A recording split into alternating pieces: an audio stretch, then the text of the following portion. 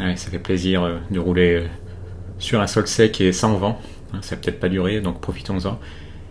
La chose qui m'a surprise hier, c'est de voir un essai sur la Kawasaki KLE 500 2026.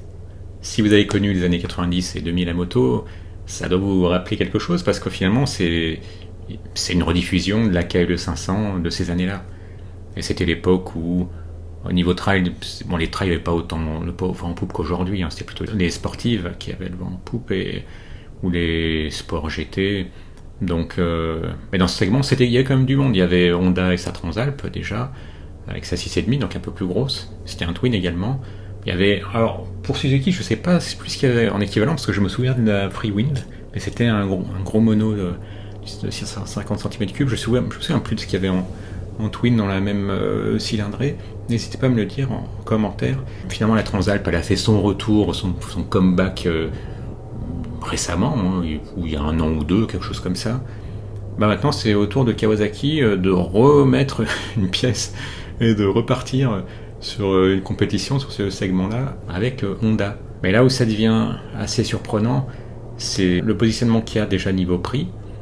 Et parce qu'on ne peut pas s'empêcher de penser au fait que chez CF Moto, il y a à peu près la même cylindrée, hein, c'est la 450 MT, qui est donnée à 5999, c'est toujours un peu ridicule, ces prix, c'est marketing.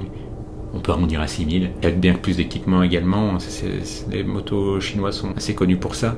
Et on pourrait se dire que c'est peut-être malin du point de vue de Kawasaki de proposer leur modèle de base de la KLE 500 à 6005. Sachant que la CF Moto, elle a des frais de mise en route d'à peu près 500 euros, finalement ça les donne au même prix. Alors est-ce que c'est déjà la réplique des japonaises qui se disent on est en train de se faire manger la laine sur le dos par les motos chinoises parce qu'on est trop cher, donc on va faire un effort et proposer des motos dans les mêmes prix, parce que là on est quasiment au même prix que sur la 450 MT, mais moins équipé. Si on veut à peu près le même équipement que sur la 450 MT, il faudra passer dans la version SE de la KLE 500, et à ce moment-là ça monte tout de suite à 7400. Donc si vous songiez à prendre un petit trail Kawasaki déjà, est-ce que vous vous laisseriez tenter plutôt par l'ancienne version, sachant qu'il y a moyen d'en trouver facilement d'occasion, sachant qu'elle a été produite des années 90 jusqu'en 2004, je suis en train de vérifier, 91, donc ça a commencé en 91, la KLE 500 jusqu'en 2004, ou bien est-ce que vous vous laisseriez tenter par la version 2026? L'autre chose aussi qui est assez surprenante, en même temps c'est peut-être qu'il y a peut-être autant de monde dans ce segment parce que ça se vend bien, mais dans cette gamme de prix, il y a du monde, hein. Entre Himalayan 450, on est un peu au-dessous de 6000.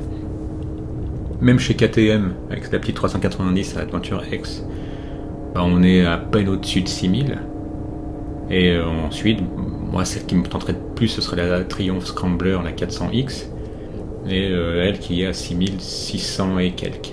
Pour ceux qui aiment bien BMW, vous avez la F450 qui va bientôt sortir. Voilà, là c'est tout de suite un peu plus cher, mais peut-être qu'elle sera mieux équipée de base à 7500. Mais si ça n'a pas changé, dites-le moi en commentaire. Il me semble que la moindre option chez BMW se paye cher, donc ça m'étonnerait qu'elle soit très équipée de base. Et j'allais presque oublier la Honda NX500, et donc la moto qui succède à la CB500X. Donc voilà, il y a du monde, hein, il y a le choix. Finalement, la Kawasaki, si on prend une version un peu plus équipée, on se trouve dans le même segment que la BMW F450 GS, la Honda NX500. Et sinon, si on prend la version de base, on se retrouve en concurrence avec la CF Moto 450 MT et l'Himalayan 450. Est-ce que vous y croyez à ce retour de la KLE 500 20 à 30 ans après, ou est-ce que vous pensez que c'est juste pour pas laisser tout le terrain aux concurrentes, notamment à Honda et puis aux chinoises. Et d'ailleurs à ce propos, je ferai une vidéo dédiée aux chinoises, mais est-ce que vous laisseriez tenter, notamment par la 450 MT? J'avais regardé avec intérêt, je serais curieux de voir maintenant qu'elle est sortie depuis quelques années déjà, voir ce que ça donne niveau fiabilité, parce qu'on peut déjà s'en rendre compte maintenant, au bout de quelques années. Et surtout, qu'est-ce qui se passe quand vous avez de la casse et que vous avez besoin d'une pièce? Est-ce que le réseau... Moi, c'est ce qui m'inquiète le plus avec les chinoises. Est-ce que le réseau, est-ce que les importateurs notamment suivent?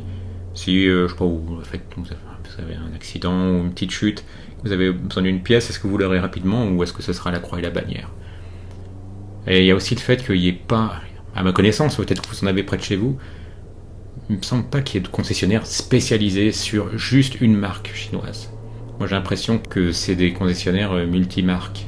Et tant qu'on ne trouvera pas une concession vraiment uniquement Safe Moto, uniquement Vosges, je reste toujours un peu méfiant, mais peut-être que c'est une mauvaise façon de voir les choses. N'hésitez pas à me dire ce que vous en pensez en commentaire.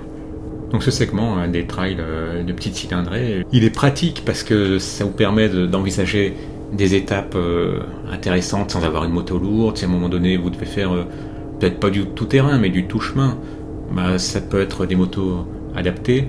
Mais après il y a eu des choix un peu étranges, hein. Je voyais des réactions d'autres motards qui s'étonnaient par exemple qu'il y ait des roues à chambre à air pour cette moto de 2026, alors qu'on se doute bien que ça va pas être utilisé réellement en tout terrain, ce sera au mieux en tout chemin. Et peut-être que, comme disait quelqu'un ironiquement, TT, dans certains cas, ça veut juste dire tout trottoir, plus que tout terrain.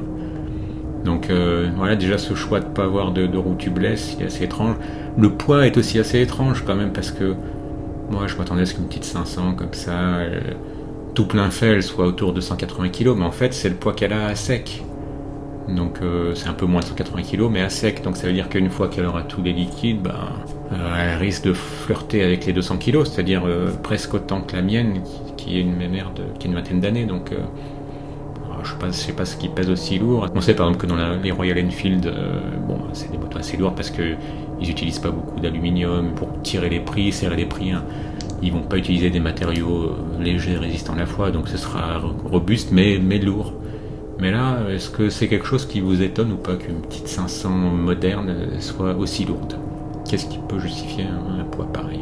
Si vous avez connu la KLE 500 des années 90 ou 2000, ça donnait quoi en étape un peu longue, genre 200 ou 300 km dans la journée? Est-ce que ça passait niveau confort ou est-ce que vous sentiez déjà que c'était un peu raide? Et enfin, cette mode du retour des motos typiques, que ce soit les Transalpes, on pourrait presque dire la même chose, des V-Strom, ça fait un moment que ça se compte en décennies maintenant qu'on voit sortir de nouvelles versions. Est-ce que c'est quelque chose qui vous tenterait? Et enfin, dernière petite question, niveau côté trail, est-ce que par rapport au Versys, est-ce que vous partiriez plutôt sur un KLE 509 ou sur un Versys d'occasion? Je crois que les plus petits cylindrés des Versys, c'est des 6,5. N'hésitez pas à me dire en commentaire, parce que c'est toujours des sujets qui m'intéressent, puis ensuite à bénéficier de l'expérience de ceux qui ont connu des modèles cités, c'est toujours intéressant. Je vous souhaite de bonnes balades, parce que là c'est parti pour quelques jours de beau temps, peut-être même 2 semaines. Un petit like si vous avez aimé, abonnez-vous si ce n'est déjà fait, et à bientôt.